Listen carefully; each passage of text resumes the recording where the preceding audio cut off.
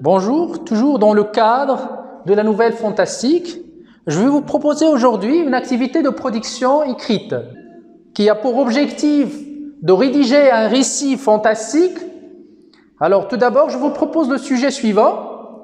Il t'est arrivé un jour d'éprouver une grande peur provoquée par un cauchemar effrayant. Alors, raconte cette histoire fantastique en précisant tes réactions et tes sentiments.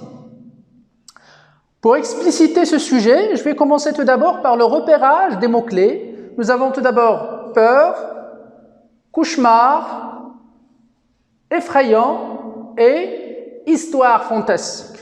Alors, la peur et l'effroi, ce sont des sentiments que prouve le personnage qui va vivre cette histoire. Un cauchemar désigne un rêve désagréable qui peut être vraisemblable ou bien étrange et surnaturel. Le récit fantastique désigne aussi un événement surnaturel qui se déroule dans un cadre réel. À la base de ces explications, je vais vous expliciter aussi la consigne qui vous demande de rédiger un récit fantastique à la base de votre propre expérience avec un cauchemar fantastique. Pour vous guider dans votre rédaction, vous devez respecter certains critères de la rédaction. Tout d'abord, le lieu, qui devait tout d'abord être un lieu réel, mais il incarne aussi des éléments qui peuvent créer le doute chez le lecteur. Par exemple, un lieu dont on ne connaît pas l'emplacement ou bien un lieu inhabité. Deuxième élément, le temps. Le temps devait être vague, imprécis, pour garder toujours cette impression de doute chez le lecteur. Et à la rigueur, vous pouvez préciser des conditions météorologiques et dire l'hiver, ou bien la nuit, ou bien un temps pluvieux. Troisième élément, le personnage principal, qui est vous, parce que vous devez raconter à partir de votre propre expérience et décrire aussi les sentiments de peur que vous avez éprouvés face à cette apparition de cette créature étrange. Le quatrième élément serait l'élément le plus important, c'est l'événement surnaturel. Je vous propose de dire, de faire apparaître une créature dans votre rêve ou bien dans votre cauchemar qui sera surnaturelle et vous devez la décrire. Je vous propose de dire, par exemple, qu'il a des yeux rouges, des pattes d'un lion et aussi des griffes. Alors, pour la fin, je vous propose qu'il soit une fin heureuse, dans laquelle vous proposez une solution qui va vous sauver de cette situation de peur et d'effroi. Alors maintenant, je vous laisse un peu de temps pour rédiger et on se rencontrera plus tard.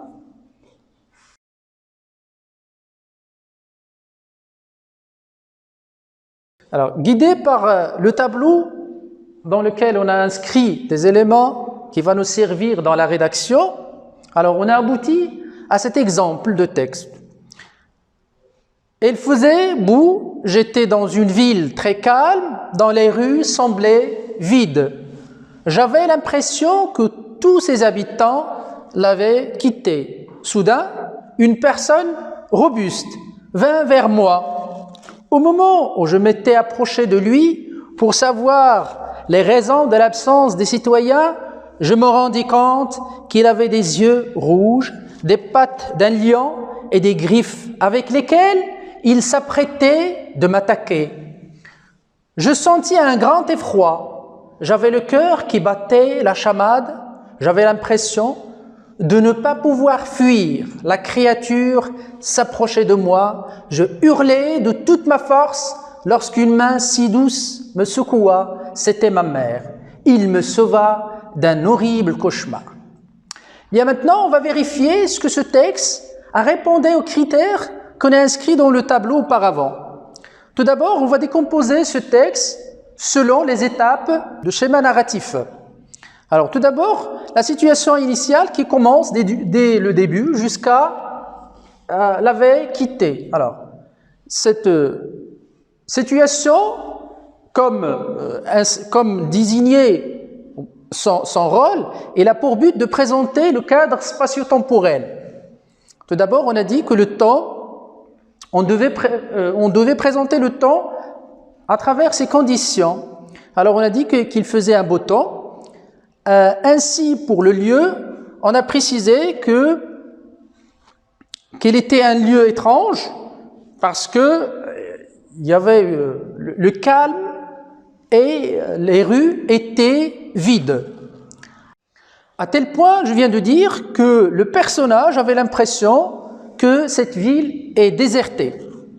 Alors, deuxième étape du schéma narratif est introduite par un indicateur temporel soudain qui sert à introduire un élément inattendu. Alors, qui est l'apparition d'un personnage étrange qui est robuste et qui se dirige vers le personnage sujet de cette expérience. Alors, la troisième étape, qui sont les péripéties, est introduite aussi par un indicateur temporel au moment dans lequel on décrit alors les circonstances à travers lesquelles le personnage se dirige vers ce personnage étrange pour lui demander les raisons de l'absence des citoyens. Et il se rend compte que ce personnage est tellement étrange car il a des yeux rouges, des pattes et des griffes avec lesquels il essaye d'attaquer ou bien il s'apprête à attaquer notre personnage. Il continuait dans les péripéties par l'expression de ses sentiments d'effroi et que son cœur battait la chamade et qu'il avait même l'impression de ne pas pouvoir fuir cette créature qui s'approchait de plus en plus.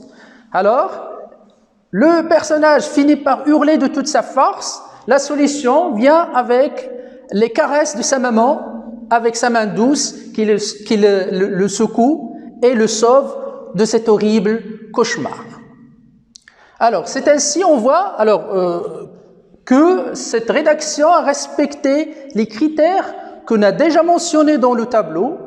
Eh bien, je vous souhaite aussi de rédiger à l'image de ce texte un autre récit qui soit semblable. Alors, c'est ainsi que notre séance touche à sa fin. Je vous remercie pour votre attention et je vous donne un autre rendez-vous prochainement et au revoir.